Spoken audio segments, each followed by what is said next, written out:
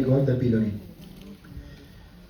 Algunas definiciones sobre la úlcera, que ya vimos cómo se tratan y demás. El término úlcera péptica se refiere a la injuria del tracto gastrointestinal producida por el ácido y las pepsinas presentes en el jugo gástrico, que produce como resultado lesiones deprimidas de la mucosa del estómago o el duodeno. Úlcera péptica tiene más que ver con el origen, puede ser gástrico o duodenal. Histológicamente y por definición, la lesión atraviesa la muscularis mucosae. Esto es una definición anatomopatológica. Fotito de la úlcera, gráfica a la izquierda y a la derecha, al revés para ustedes, a mi izquierda, y a la derecha de ustedes hay fotos de las úlceras. Se ven así, ¿tá? En contraposición a lo que vieron, a veces las vemos así cuando tienen fibrina, si está sangrando, no siempre se ve así. La prevalencia de úlcera péptica se estima 5 o 10% de la población general. Incidencia 0,1 a 0,3% por año, y en los últimos 20 años se observó un marcado descenso en la incidencia, ingresos hospitalarios y mortalidad. Fíjense, al revés de lo que hablábamos, la hemorragia digestiva baja. Esto también puede tener que ver, ¿bien? Porque si la úlcera gástrica es la principal causa de hemorragia digestiva alta y está bajando en el mundo, hace que la incidencia baje, ¿no? Y estos cambios se explican por la modificación que sufrieron en el tiempo los factores de riesgo asociados, ¿bien? Fundamentalmente de la llegada del IVP. El IVP hoy lo compra todo el mundo, venta libre, y los pacientes se automedican, y la realidad es que no está bien, pero tienen menos úlcera. Factores de riesgo: Helicobacter pylori, antiinflamatorios no esteroides, las úlceras por estrés, que se dan fundamentalmente en los pacientes complejos internados, la hipergastrinemia, algunas infecciones, quimio, radioterapia, síndromes no proliferativos, por supuesto el tabaco, el alcohol, la dieta y la predisposición genética que puede tener el paciente en general. Nosotros vamos a hablar del Helicobacter pylori, que es la causa más frecuente. El Helicobacter pylori es una bacteria espiralada, gram negativa, cuya prevalencia en Argentina alcanza alrededor del 50% de la población. O sea, muy frecuente.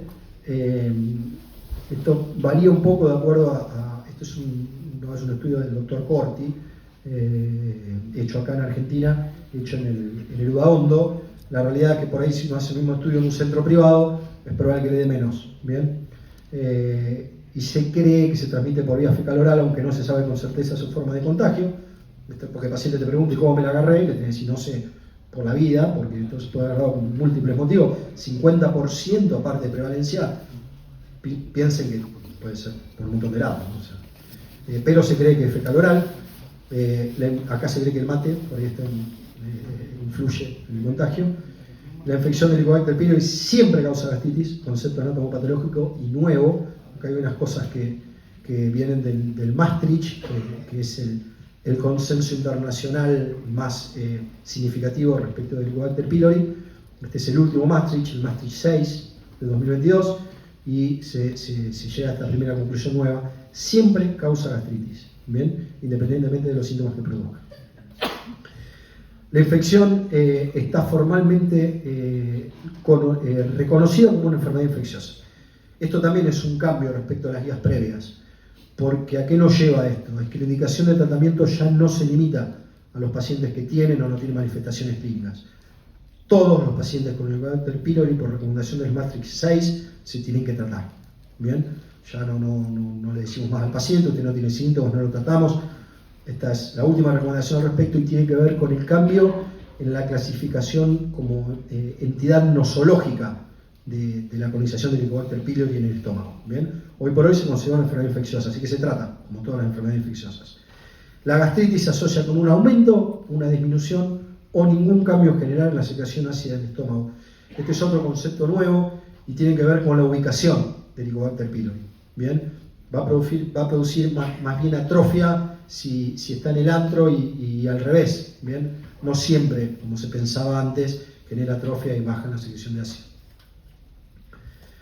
¿Cómo le diagnosticamos? Bueno, hay pruebas no invasivas, como la prueba de aliento o la prueba de los antígenos en heces, y las pruebas serológicas. Acá disponemos de todas.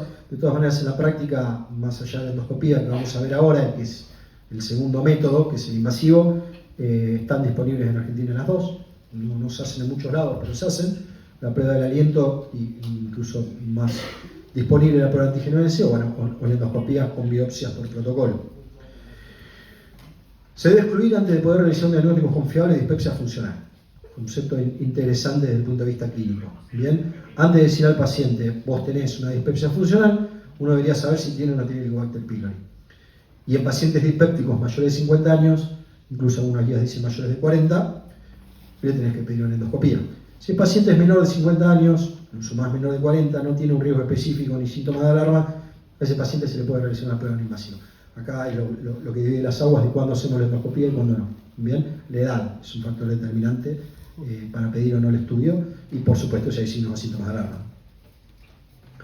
¿Qué hace el Helicobacter pylori? Bueno, entre otras cosas puede producir disminución en la formación de ácido, una gastritis atrófica, disminución en la absorción de fármacos, vitamina B12, dispepsia, anemia por deficiencia de hierro, trombocitopenia autoinmune, úlcera péptica y complicaciones de la úlcera péptica, linfoma maligno y adenocarcinoma gástrico. Fíjense que esto es que puede producir en general, ¿no? Nosotros vamos a focalizar en la úlcera, pero también puede producir todas estas cosas, ¿bien? Incluso la dispepsia, y la resalto por frecuencia, no ulcerosa, ¿bien? Se ha visto que los pacientes a los que uno trata el Helicobacter pylori pueden mejorar la dispepsia. Esto no estaba tan claro antes. Nosotros nos vamos a focalizar fundamentalmente en la úlcera péptica y las complicaciones de la úlcera péptica asociadas al Helicobacter pylori. Solamente 10% de los infectados desarrollan úlcera péptica, ¿bien? O sea, no todos, pero es mucho igual, ¿bien? Y recuerden que es la principal causa. Los efectos sobre la mucosa gastrointestinal dependen de la interacción entre los factores bacterianos y el huésped, y la capacidad de las diferentes cepas, porque hay distintas cepas del Helicobacter pylori, de producir proteínas específicas, determinan su relación con la inmunidad del infectado a distintos niveles de virulencia. ¿Bien? La bacteria por un lado, el huésped por el otro, y de acuerdo a qué cepa de la bacteria hay, puede ser más o menos agresiva. Se sabe que produce ureasa, y esto genera un microambiente alcalino bajo la barrera mucosa gástrica que necesita la misma bacteria para sobrevivir. ¿Bien? Y expresa adhesinas. La adhesina del antígeno del grupo BAP-A y la adhesina externa de proteína inflamatoria BIP-A, que facilitan que se una la bacteria a la mucosa gástrica. La síntesis de las proteínas KAGA y PIK-B se relacionan con una mayor virulencia en la cepa infectante, y esto es lo que adelantaba. Es una interacción, como siempre, NOX-huésped, y las que sintetizan este tipo de proteínas son más agresivas. Se cree que se encuentran fuertemente relacionadas la interacción del huésped y la inducción del proceso inflamatorio de la mucosa gástrica. ¿Bien? De manera que las cepas KAG-A positivas, que tienen que ver con este tipo de genotipo, son más agresivas. Paréntesis, en la práctica es muy poco probable que nosotros conozcamos si el paciente viene con esta cepa o viene con otra. ¿Bien? A lo largo de la charla vamos a tratar de hacer hincapié en las cosas prácticas del Helicobacter pylori. Esto tiene que ver con la anatomopatología y la etiología, pero a un nivel de estudio que acá en Argentina al menos no tenemos a disposición, y si bien están empezando a aparecer, es un montón de plata, digamos, que queda como investigación. Bien. Seguimos más o menos con lo mismo. Distintos polimorfismos genéticos del huésped que involucran síntesis de citoquina influyen también en los efectos de la infección, y particularmente la citoquina 1B, que está relacionada con la respuesta inflamatoria a la infección, de manera que cuando hay polimorfismos que alteran la producción de esta proteína, se afecta directamente el curso de la enfermedad. Es la parte que corresponde al huésped y la predisposición del huésped a desarrollar úlceras o lesiones significativas por el Helicobacter pylori. Diagnóstico. Bueno, ya habíamos visto antes el diagnóstico de los métodos de diagnóstico más invasivos o los menos invasivos. Los pacientes con úlcera péptica suelen ser asintomáticos, presentar síntomas leves. Otro concepto importante desde la clínica: no esperemos que el paciente que tiene una úlcera vaya a venir con la sintomatología característica. Los síntomas que sugieren patología de la gastrointestinal superior se definen como dispépticos, que es lo que hablábamos hoy, de la dispepsia.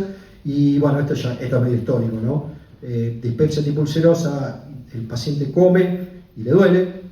Cuando es tipo dismotilidad, tiene saciedad postprandial, plenitud, distensión, náuseas y dispepsia inespecífica. Se puede presentar cualquiera de estas cosas cuando hay una úlcera o ninguna, ¿bien?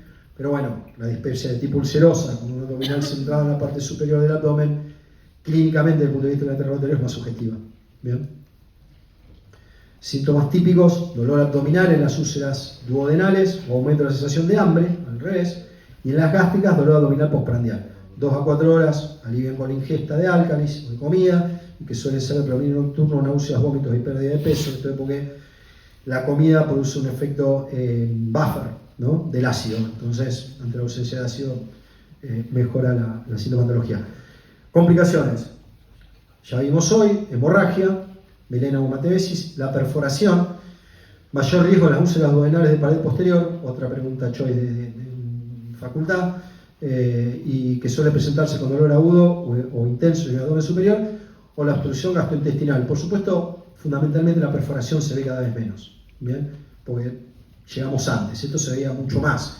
Pacientes con gastrectomías parciales o totales por úlcera es cada vez menos frecuente, ¿bien?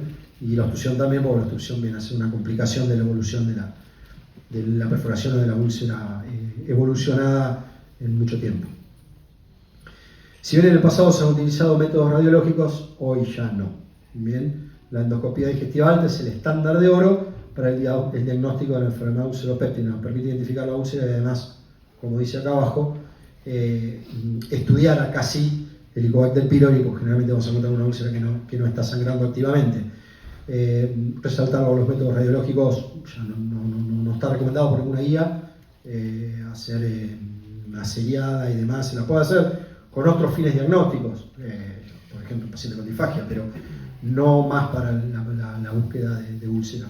Bien, por supuesto, si uno está en un medio en el que no queda otra, yo siempre me hincapié en esto porque es un país grande, hay de todo y no queda otra. Bueno, la es una seriada, pero lo que está recomendado es la veda. La decisión de solicitar una endoscopía se debe tomar en base a la presencia o ausencia de síntomas típicos y o síntomas de alarma y lo de la edad, lo mismo que decíamos antes. Esto tiene que ver con la clínica diaria, digamos. Ni hablar de los síntomas de alarma. Si el paciente tiene dolor post ingesta, bueno, hagamos una endoscopía porque tranquilamente puede tener una úlcera.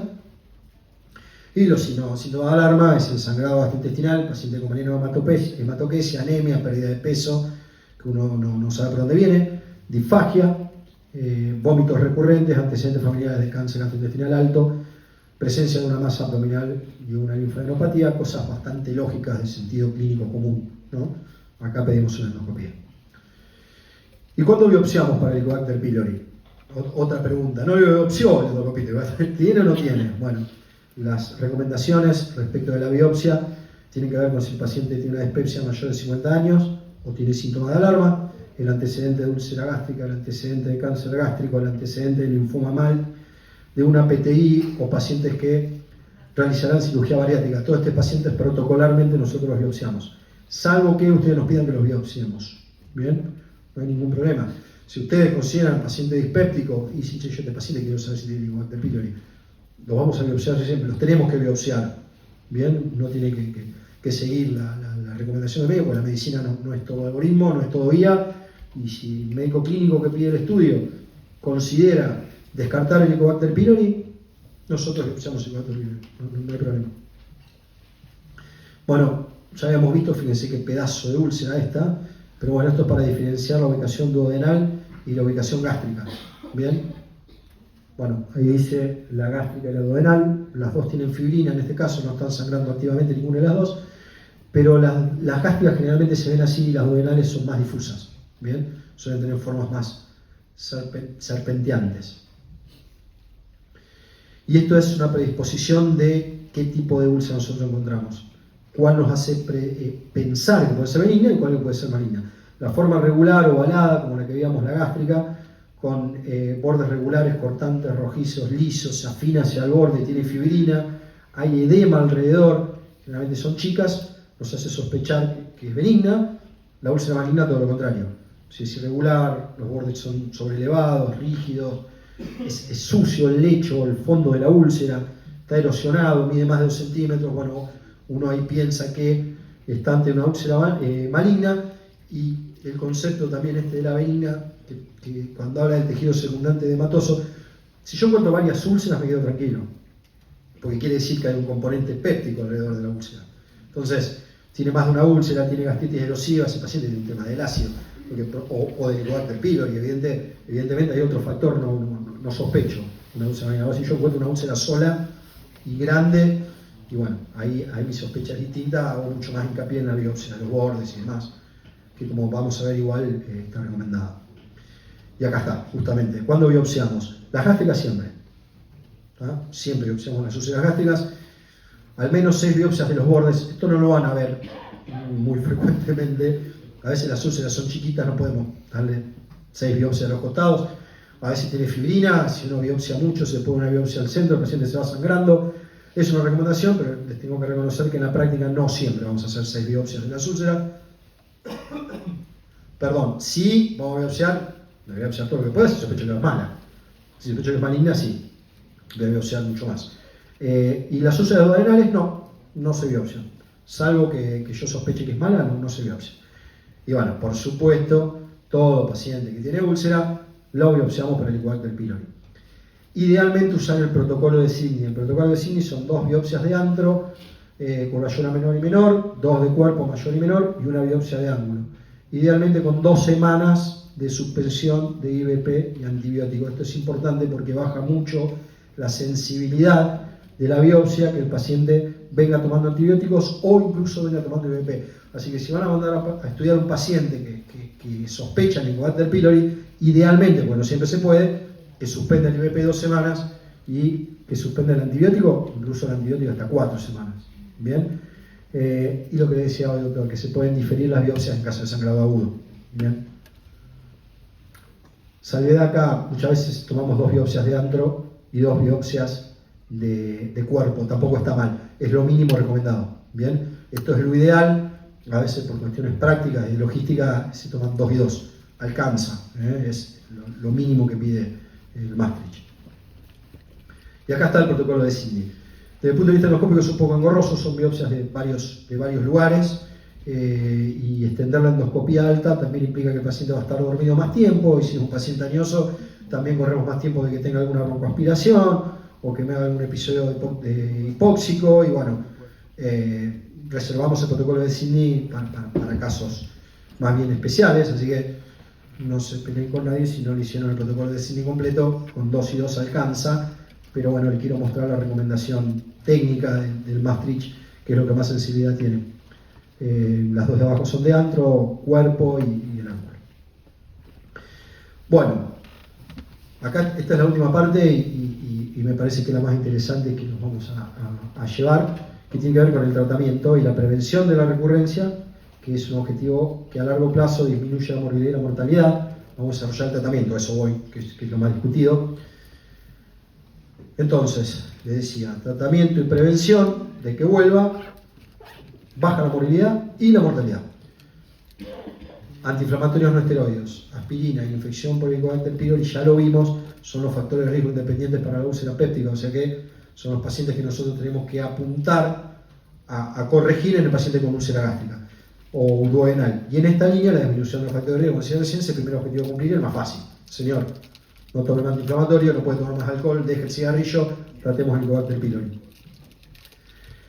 Los tratamientos de los pacientes con úlcera péptica y Helicobacter pylori se basan en la administración de inhibidores de la bomba de protones, con el objetivo de disminuir el pH gástrico y favorecer la reconstitución de la mucosa, y la combinación con antibióticos, con o sin succitato de bismuto, según el esquema. Bien, bueno, como verán, los IVP tienen una doble función. Por un lado, curar la úlcera, porque transformamos el ácido en más alcalino, en lo más parecido al agua, y por otro lado, porque también contribuye a una mayor efectividad del tratamiento antibiótico, bien, en contra de la bacteria.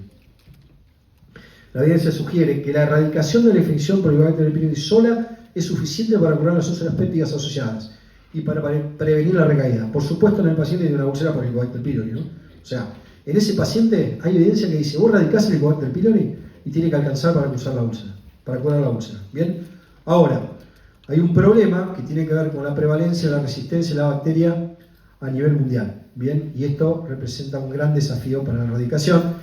Todos nos volvemos locos, ¿qué le damos al paciente que está recomendado, que no está recomendado? Y la prevalencia de antibióticos ha aumentado de forma constante durante las últimas 4 décadas. Esto va en línea con la resistencia bacteriana en general en la medicina. Bueno, no es la excepción del Helicobacter pylori, que además es muy frecuente que se haya hecho resistente a muchos antibióticos.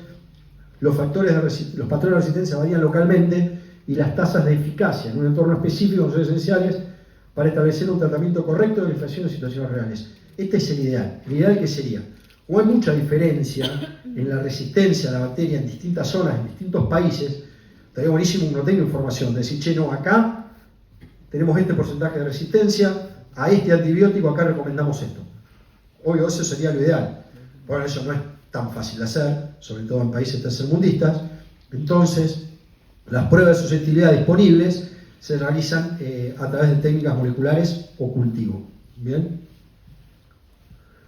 Dado lo dificultoso y costoso que es cultivar la bacteria y la poca disponibilidad de las pruebas de resistencia molecular, las distintas guías siguen recomendando que los tratamientos de erradicación de primera línea se indiquen en forma empírica. ¿Esto qué quiere decir? No tenemos por qué hacer un estudio de a qué es resistente o a qué no es resistente la bacteria. Eso nosotros tenemos que sacar por otro lado. Y ahora vamos a ver un poco por qué, y tiene que ver con la epidemiología. La confirmación de la erradicación es un marcador indirecto de susceptibilidad y resistencia local. ¿A qué voy? Si vos no tenés pruebas moleculares y no tenés la posibilidad de hacer cultivo con lo caro y lo engorroso que es, para ver si la bacteria es sensible o no, bueno, entonces estudia quienes se curan.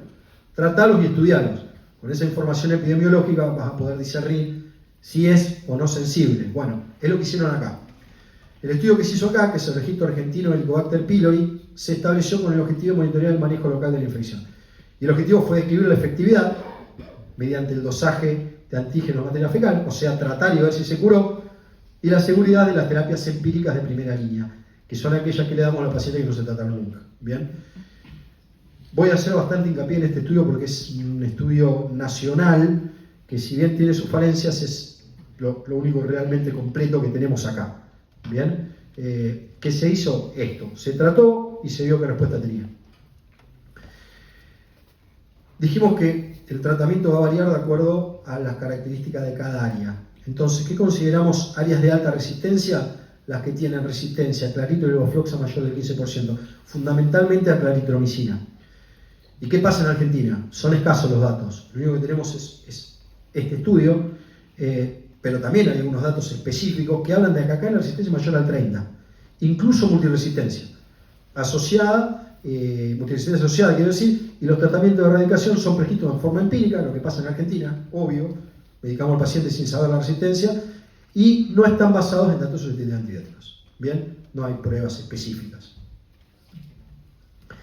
Entonces, tenemos distintos esquemas terapéuticos. Bien, ¿qué sugieren las guías en los lugares donde hay baja resistencia?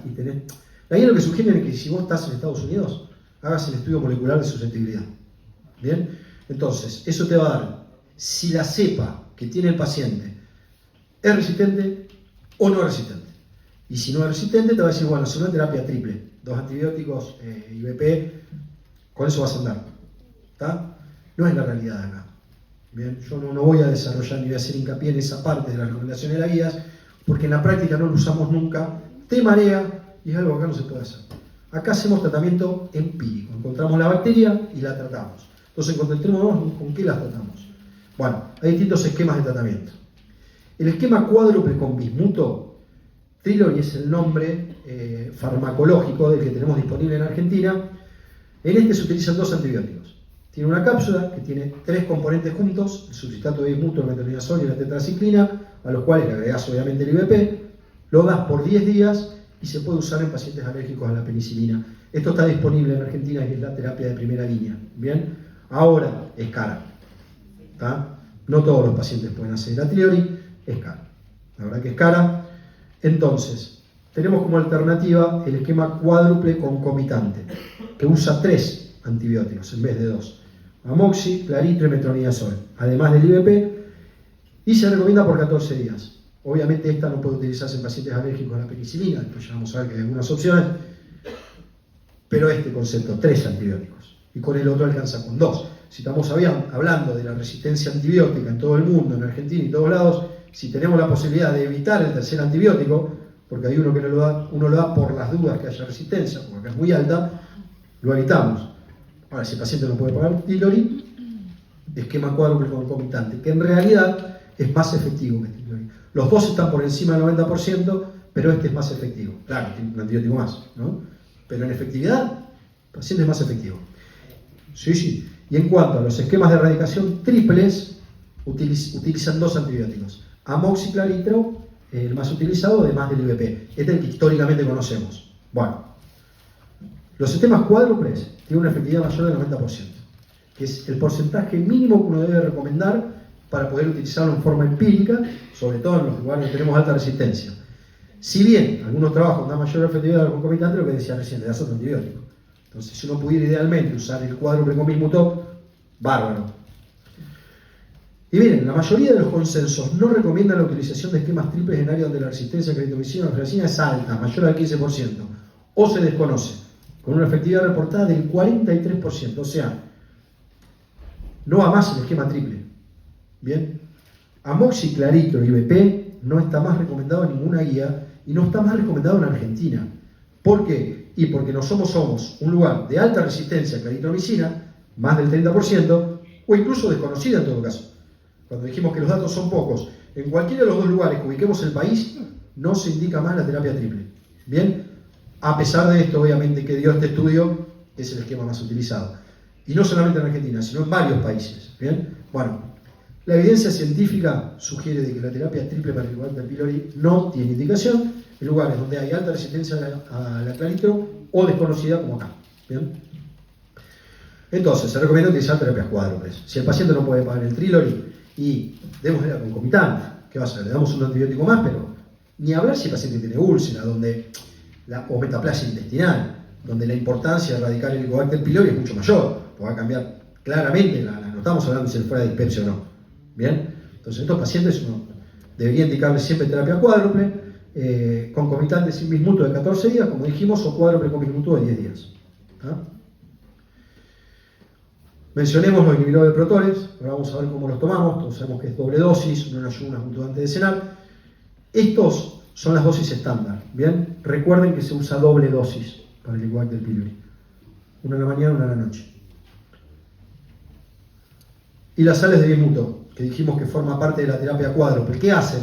No se sabe bien qué hacen. O sea, se sabe que tiene efectos bactericidas sobre el Helicobacter pylori, que funcionan a través de mecanismos complejos poco claros, que involucran la pared bacteriana, el espacio periplásmico, la división de la síntesis de enzimas de síntesis de ATP, y la adherencia bacteriana a la mucosa, a ciencia cierta, no se sabe bien por qué, pero está recomendada claramente, aumenta la efectividad del tratamiento.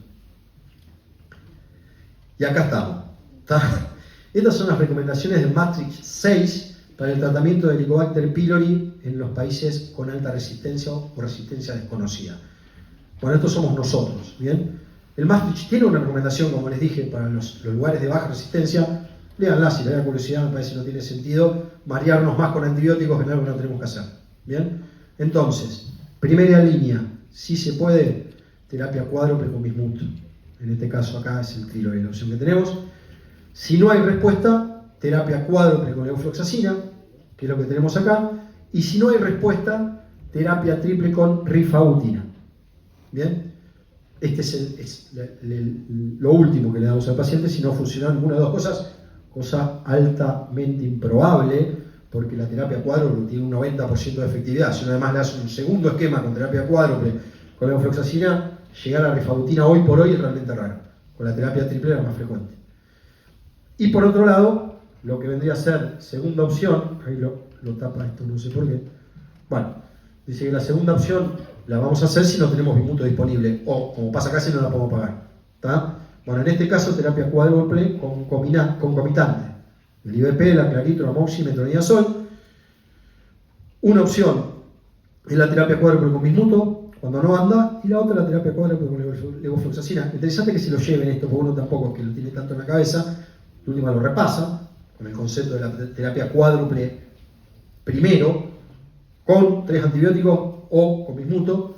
Si no hay respuesta, se cruzan, se hace la cuádruple con levofloxacina o la cuádruple con bismuto si no se había hecho antes, y si no hay respuesta, rifabutina como tratamiento de rescate. A lo que era el cuadro de la última vez que di la clase acá, del mismo tema hace unos años, muchísimo más sencillo esto, bien, orientado a nuestro país y a la resistencia que tenemos acá, recomendado por Maastricht. Fíjense que no hay 50.000 antibióticos dando vuelta acá.